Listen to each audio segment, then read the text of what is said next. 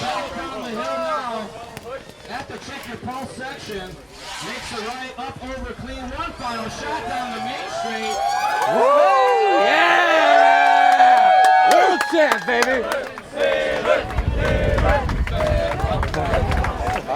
I'm just blessed to be here, guys, and I hope you guys enjoyed it. I hope I didn't let anybody down, and I hope to see somebody whooping me next week. So it's not a job, it's not work to me, it's passion.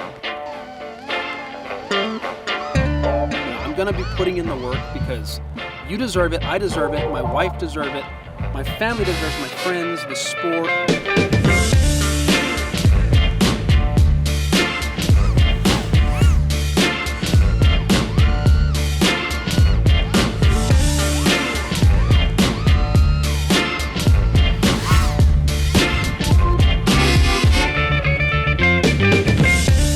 Welcome to Wildflower Park. Sitting to my right, Shaun Taylor. You guys already know him, especially if you're into the drone racing scene.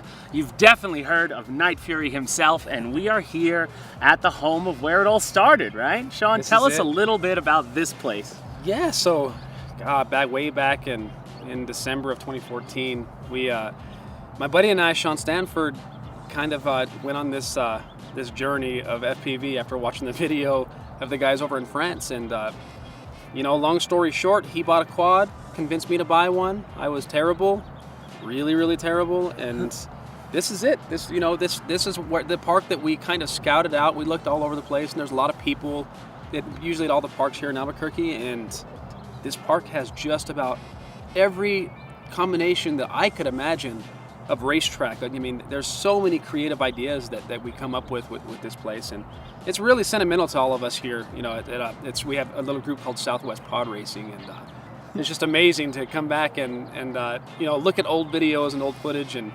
it's crazy. The park looks the same, it remains the same, yet it's just so much different now on video. So yeah, it's awesome. So now, as a sponsored pilot, like, we made you one of the first. We got here this morning and Shaun was already walking, putting down the arrows, taking a course. So this is like a daily routine for you. Yeah, it's not a job, it's not work to me, it's passion, and I love doing it. I think I like setting up courses as much as I like flying them. The thing is, it just whatever comes to me naturally. I'll have my arrows in my arm and I just start throwing stuff down and put some gates down, and I'm like, all right, well, let's go for it. Let's see how fast we can learn the course and get proficient with it.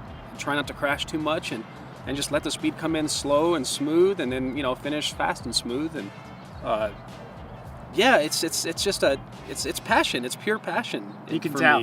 If you look at his car, it's just full of air gates and arrows that go on the ground. I mean, you have no room for yourself in the car. You're lucky you barely. Can drive over the here. Flags are poking me in the back, and I'm trying to hold them and drive at the same time. And it's okay. I'm totally good with it. My race Prius is made for FPV racing, so I'm going with it. Speaking of that, so obviously you come out here, you do most of your practice here before all your shows. Mm-hmm. What are you doing? Like, how do you, as someone who's considered the best or one of the best, how do you push yourself to get better? What can you do each time? It's kind of it.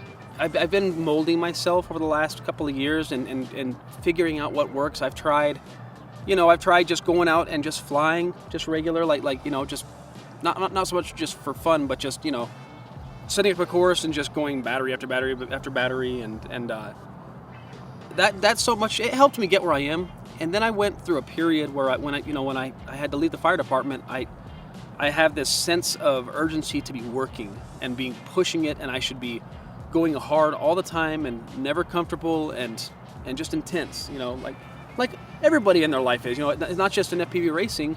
Everybody goes through life with stress. Yeah. And I feel like I owe everyone that respect of, I'm going to be working for you. I'm going to be putting in the work because you deserve it, I deserve it, my wife deserves it, my family deserves it, my friends, the sport, the sponsors.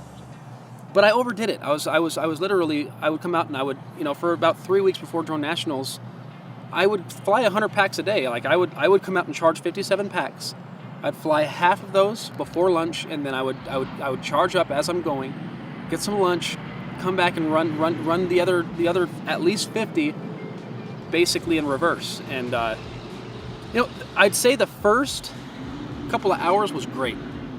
The problem is I learned that I wasn't retaining any information, and it was when you're studying in school and you're studying for a test, your mind can only take so much before it literally is. It's just overloaded with information, and you go into idle mode, and you're just reading. You're not remembering. You're not retaining anything, and I think that's what was going on with me. Honestly, I got worse before U.S. Drone Nationals. I was pushing hard all the time. I was really erratic and dangerous with my movements, and kind of just not being a smart racer. I was just trying to be fast all the time, and it showed at Drone Nationals. You know, I take full responsibility, and I crashed. I crashed out. Although the race might not have looked fair, as in we didn't get a whole lot of practice, the pilot still got the same amount of time, and I take full responsibility. I turned into a tree, and you know, it's we all crash. It's just I happened to crash in an important time in the event, and I just crashed. I let everything get to me. I practiced too hard. I went too hard, so I had to push a reset. Yeah. And I came back home and talked with my wife quite a bit, and we figured out a game plan. You know, we figured out that I was actually unhappy. I was flying almost angry because I felt like I had to push, and I would crash, and I'd be up all night fixing, and I would be resentful because I'm like, if I hadn't have crashed, I wouldn't be up here doing this. I could spend time with my wife. We could, watch TV and go do stuff, and I feel guilty. I was starting to get a little depressed, and we figured out, give yourself a bag of batteries, 15 to 20 packs.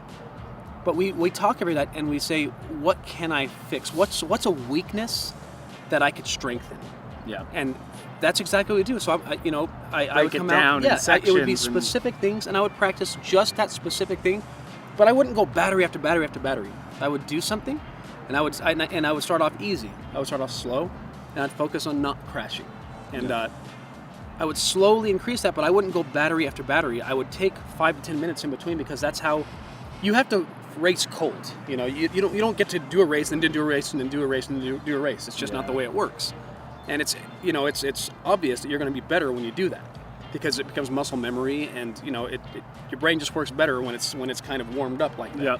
And so I'm forcing myself to slow down. I've always had a bad habit of trying to go out and just go hard all the time, trying to prove something to myself, to try to live up to people's expectations. There's been a lot of nasty sped up comments and stuff that really hurts, and at the end I try to ignore it, but it does, it hurts, and I try to almost prove them wrong, and then I end up crashing out. Yeah. And then the event's over, and I've learned to just let it go. I'm like, I don't need to carry that evil with me. That's their trash. I'm not going to let them put their trash in my garbage, because I have my own. I have my own trash. There's no room in there. Yeah. No room for your trash. So I just don't pay attention to it, and I force myself. It's okay. Slow down. You could be slow. Yeah. Because you don't have to be fast all the time to go faster on a racetrack. And I'm learning that. The specific regimen of training on strengthening weaknesses is huge for me. And forcing myself to not go battery after battery, and absolutely forcing myself to slow down and be okay with taking second, third, or fourth place. Because naturally, when someone passes you, I'm really bad about it. I have to push and pass them. Okay. And now I'm learning that it's okay. I'll let you pass me. There's turns coming, and if I have an opportunity, I'll take that. If you're still out in front of me, and if there's a huge risk and there's no reward of getting first place in a heat, don't. And I'm learning that. I'm becoming smarter. I'm not naturally good at this. I haven't raced a whole bunch in my past, and I'm learning how to do this. I might have a natural gift at seeing lines on a course, maybe, or maybe it's just because I've practiced so much. I don't know, but I do seem to have an idea of how to take a quadcopter around a course smooth rather than punch and go. So okay. I know that helps me. Yeah, nice. Yeah. All right, so jumping onto that, so like you're practicing for a certain maneuver. So if you weren't good at hairpins, you're going to come out to Wildflower Park here and set up a course that has a bunch of hairpins on it and just keep working on the hairpin. And the thing is, I'll work on the hairpin, but I'll work on exiting different directions. I'll work on entrance and exit speed.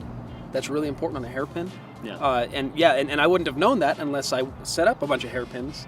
and actually do it. And before I was like, oh, you just go full throttle and just come out of it as fast as you can. No, there's a lot of science behind it. Like, I bet. It's we'll get out here with stopwatches and we'll just have point A to point B, and we'll time it. And we'll be like, we figure out that there's sometimes we have no idea that it's faster to do it this way versus this way. It doesn't seem like it would be, but it really is. And then the stats lie. Stats never lie. Numbers never lie. The clock is always going to tell the truth, and it does. And the thing is, the faster way is often the easiest way. It's almost like cheating. You're like, oh, that's too easy. That's actually fastest. So that's why you got to get out and you have to put in work. You can't. You're not ever going to just be able not harder. You're not going to be able to pick it up and go. It's just not going to happen. You'll be able to go. You'll be fast, but to be at the top tier, you have to really dedicate completely. You have to. Natural talent is only going to take you so far. Like you have to dedicate yourself and really put in the work. All right, beautiful. So now that's a perfect actually transition, because you're saying top tier. We just finished the Drone Worlds. If you don't know by now, Shaun won it all down in Hawaii at the Drone Worlds. So as you were saying before, coming from the Nationals where you crashed out, all that pressure, that might have been one of the last qualifiers to get in. You're coming to Hawaii knowing there's one more qualifier, and now you're trying not to think as you did at the Nationals what was going through your head there. Yeah. So as far as getting to the Aloha Cup, we all were excited. We were talking with our sponsors, like, hey, there's this last chance qualifier, the Aloha Cup. They're going to take the top 10, and we all want to be there. We all want to have that one last chance. So, yeah, they were gracious enough to send us out there, and we get there, and I told myself, I'm here to have fun. My wife is with me. We're gonna have a great time, and then we're gonna show up to the race, and we're gonna have fun. I'm not gonna repeat the mistake that I made in New York. I'm not gonna put all of this weight and pressure on my shoulders. I'm just gonna go and fly like I'm flying here at Wildflower, just having a good time with my friends and my wife, and just having a good time. So that's exactly what we did. We show up to the Aloha Cup. I use my strategy the way that I've been developing the last couple of months of starting off slow, never taking big chances in qualifiers, and just getting laps in and learning how to do the course. This course was very easy. Yes, it was. It's easy as in the term of if you go slow. If you go real slow, anybody can run that course, no problem. It was a big course. It was so huge. You really had enough time to throttle. think between each maneuver. Yeah. They had a sweeper, which was a little tricky, and a lot of people haven't done something like that. Thankfully it's something that we do almost every day. We practice sweepers all the time because they are a strange maneuver. But if you go slow, it really is easy. Now, that being said, you could take the easiest course in the world. You can take just an oval, and when you're told to race and go full throttle and you're racing against the fastest people in the world, or most of them, those gates look like they become really small, really fast. And people will still crash, you'll still hit the ground, you'll still miss a gate. And it's still a real race. You can't just say, oh, it's an easy course, it's simple. Sure, it's easy, but it's also easy for the guy next to you and the guy next to him, and he's going to be right there with you. And as soon as you're in a pack like that and you have this pressure and only the top 10 are going to go, it's a race. It's a real race. It becomes a race. Yeah, that's a funny thing, guys. So obviously everybody knows that the Drone Worlds had its issues and the Aloha Cup overall. But when the guys were racing, the moments when everybody's racing, all that gets thrown out the window, because you're racing, and regardless what you thought about the course, or regardless what you think about the logistics going on behind the scenes of the event, how they're running the event, push come to shove, goggles come down, and that guy says 5, 4, 3, 2, 1. It's just you and them. And I noticed you in the Aloha Cup because obviously we followed around Shaun now a few times. And I remember at New York, it seemed like you were just full throttle right away. You wanted to go fast. And then the first race at the Aloha Cup, when he went up, I was like, is that Shaun? Because he was just sort of, in a Shaun sense, like you just putting around the course is better than most people at their best going around the course. But like, I'm looking at him like, wow, he doesn't seem to be, so it's really, it's great that change was noticeable to us. Good and deal. I'm sure more of that's going to come. So now, obviously, then you qualified for the Aloha Cup. You and Bapu had a nice little finish at the end there, and you did it with broken props, which was awesome. Yeah, it was cool. And you know what? I got to apologize because I was harassing Johnny FPV. I was like, dude, you ran into me. Well, I got to go back and we watched the DVR. totally my fault, dog. I owe you Starbucks, man. I'm sorry. I totally hit you. So I came through that launch and I was just full throttle, and it just happened so fast. I never saw you. Totally my fault. I'm sorry. But you finished out the race. I did. I which was finished pretty the race, amazing. and you know, I was battling with Bapu, and I was just pushing as hard as I could with that quad, and I couldn't hold him off, man. And he took. I ended up clipping a gate because I was just trying to push with the shake and stuff, but I was qualified. You know, it's called the Aloha Cup qualifier, so it's basically just another qualifying day. That's all that mattered, and you know, most of us got qualified, and we were blessed to do so. So, on to Worlds. I just went in with, and I was the same as I was at Aloha Cup. Start off slow, learn the course, nothing to prove. Just be safe. Finish every single lap. Use this time wisely. Get some packs in. And slowly increase the speed. Go hard in the straights. And in this course, it was the same. It was a very, very wide open course. They had a couple of cool new maneuvers. They had a corkscrew and an Immelman maneuver. On those sections, I've actually practiced things like that quite a bit, and I was comfortable with that, so I pushed it in that right away. I was nice and tight, and a lot of the other pilots were blowing up real high. Well, they watched me do it, and then everybody started getting faster and faster. So Yeah. It's cool, you know, and I don't mind that. You know, I don't mind being a teacher, being a learner. That's what the sport's all about, even if it's a world level competition. You know, if you could spread knowledge, you know, you're leaving something behind, you know, that's positive. That's good. That's good for me. It's you know, I feel good about it. So. All right, guys, so transitioning out of the drone worlds, we've talked about that. Everybody's still talking about that. But let's move over to, we get a lot of questions every time we post a video of Shaun, what is he flying on? So let's get into a little bit of the stuff that you're flying with, because you do fly. I always notice on your backpack here, you always have a bunch of different quads. I fly everything. Okay. And the reason, there's a reason behind that. You know, I try to buy a lot. I'm lucky. I'm very fortunate. People want to send me stuff and want me to try things out.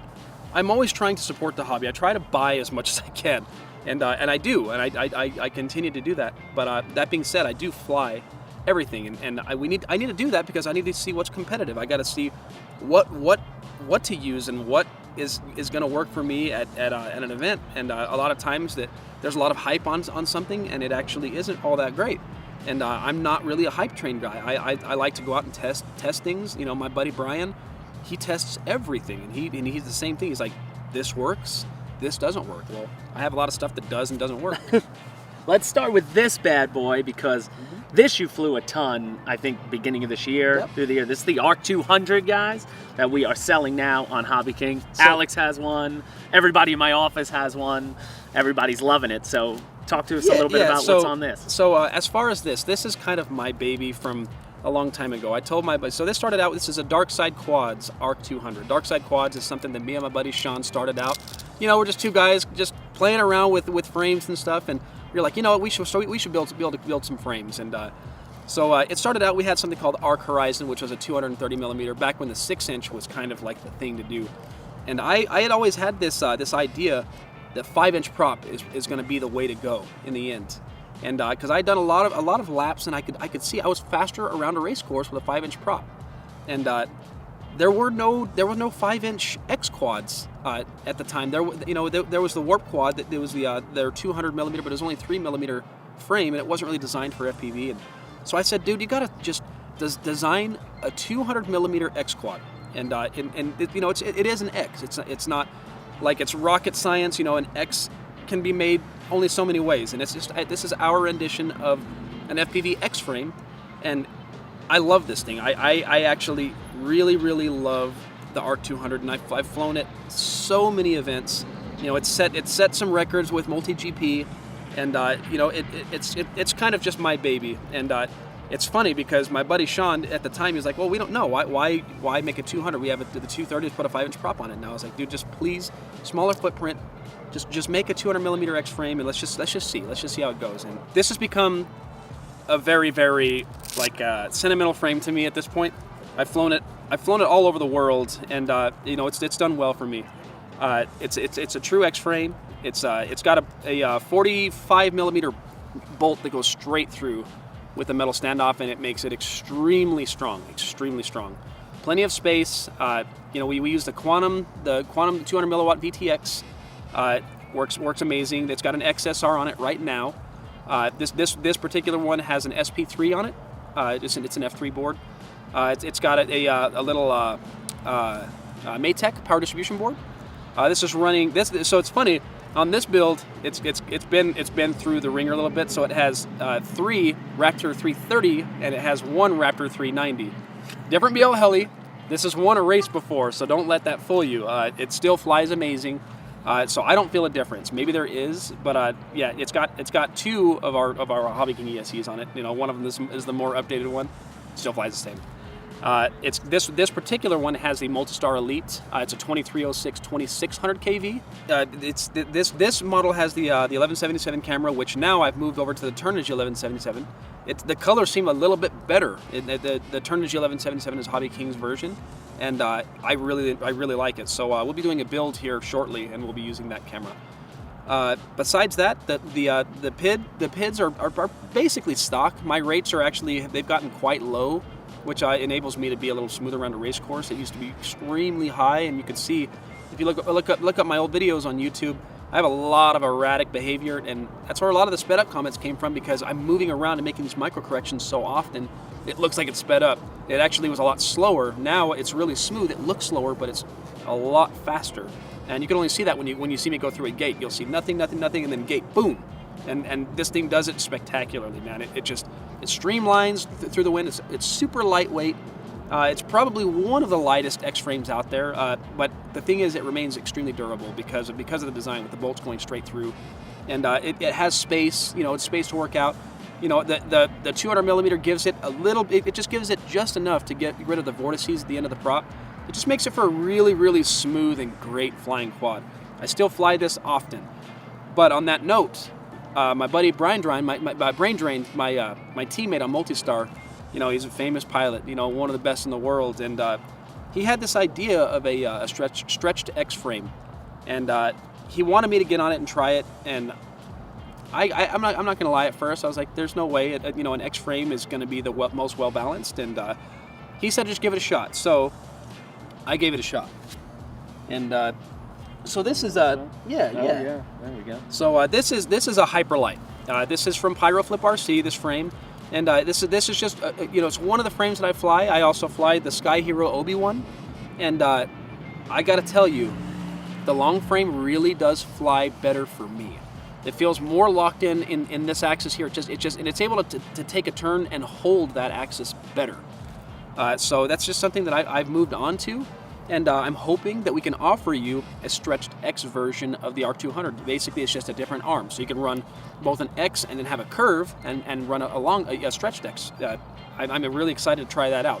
Super easy to do. Let's show them the difference real quick. Yeah. So you basically have a perfect X, then you have a long X here. So basically, it's going to be longer, you know, from motor to motor here, as compared to shorter from motor to motor here. But you're running same props and same props, yeah, and you know, the tune is a little bit different because it is longer. You have to have a little bit higher values on the pitch axis. But I really love the way the stretched X flies. What makes this one special is the motors. So these are the Viking 2206 2600s. These are the ones that I have been running for a while. You first saw me fly them at DR1, and they were head and shoulders performing better than any other motor out there. You know, there was ZMX at the time, which was like the king of the motor, so to speak. And you know, Luke Bannister and I, we had some drag races, and Brian, you know, we just wanted to see, and these outperformed every other motor there easily. And I'm not saying by a little bit. So these motors really are pretty spectacular. It's a single strand wind. That has the curved magnets, all the good stuff, and some secret sauce in there that I'm not even aware of. But yeah, look out for those motors. And I'm telling you from my mouth, you know, you will not be disappointed. They're great motors. Yeah, guys, give it another week or two on those, I think. And awesome. Yeah, we're gonna get these out. Yeah, they're amazing. I've also, like on this particular build, I've always been the guy who's always stressed Naze 32 Rev 5, oldie but a goodie, and it is. You know, it's always been great. That being said, Brian has moved me over, and he basically gave me one of his quads, a whole full ready-to-fly quad, and said, fly this, and let me know what you think. It was a full race flight build, and it was on an F4 board, a CC3D Revo. with multi-shot, and I had no idea what I was missing. And it's actually hard for me to fly my old builds with the nays now because I'm blowing out corners. It's not able to hold that corner as well and as tight as what the F4 board does. Basically, it almost eliminates prop wash, and you're able to just take a corner at, not at full throttle, but you could take it cleanly and accelerate out full throttle easier and cleaner. And I'm absolutely sold. So all of my builds from this point are going to be with an F4 board, multi-shot race flight, and I'll probably stick with that for at least a year.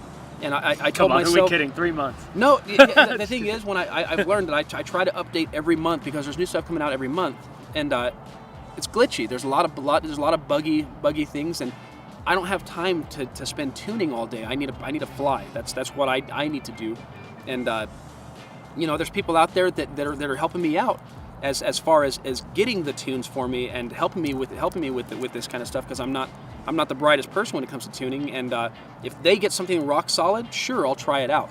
But I'm telling myself at the beginning of each year, I'll figure out what is rock solid at that point, and that's what I'm going to use. And right now, that's race flight with multi-shot on an F4 board. Same thing with this build. I'm running a Raptor F390.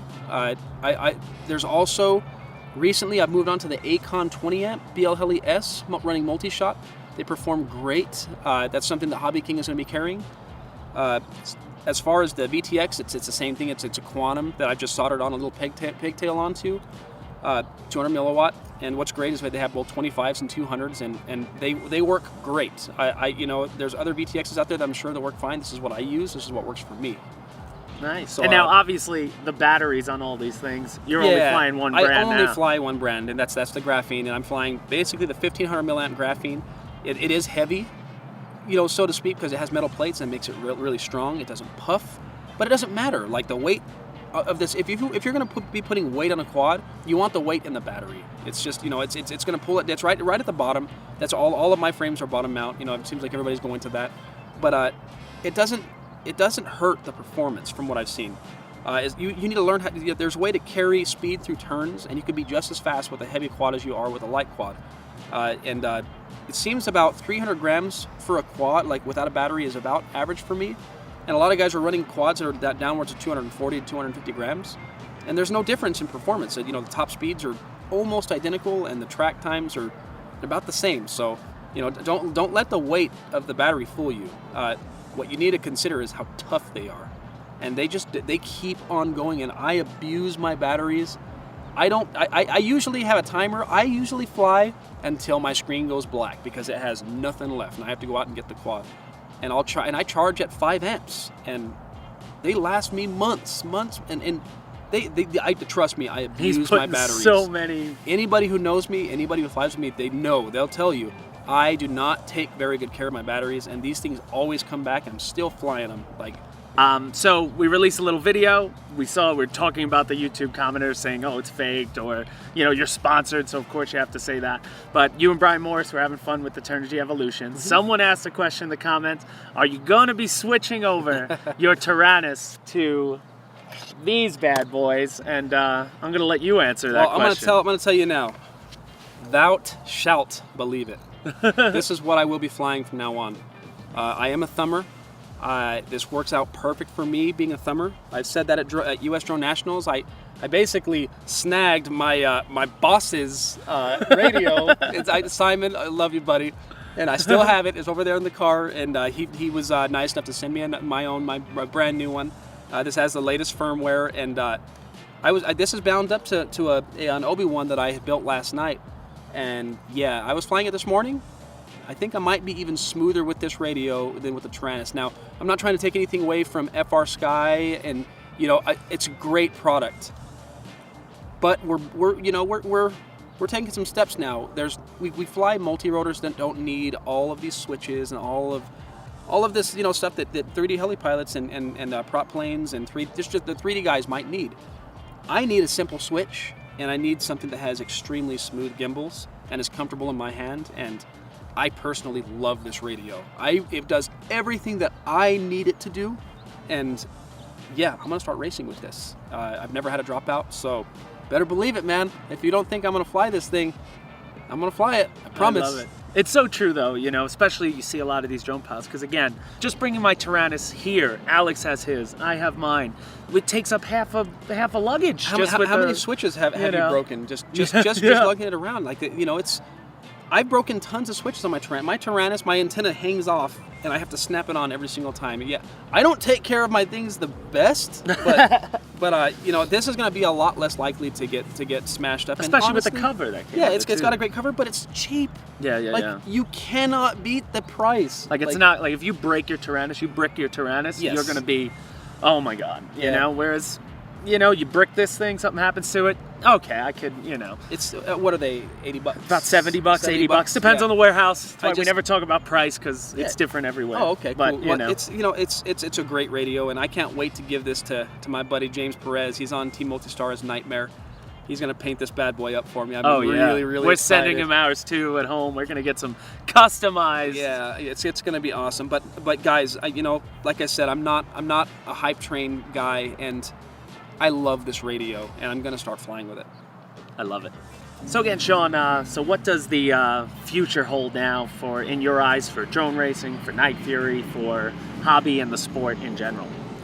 Yeah, you know, for me personally, I'm always happiest out here flying with the guys at the park, you know, and you know it's the race days are stressful, but at the same time, you know, I've always told, you know, myself and people that race day is a celebration of the hard work up to race day.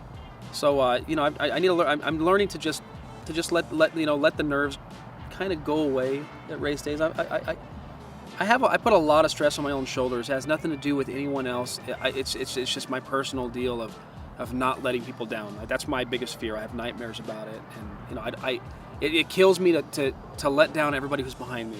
You know, that's the biggest thing for me is I want to make people proud in the end. It's not about money. It's not about fame. It's not about, you know, proving myself and beating specific people. It's that I want to make everybody proud.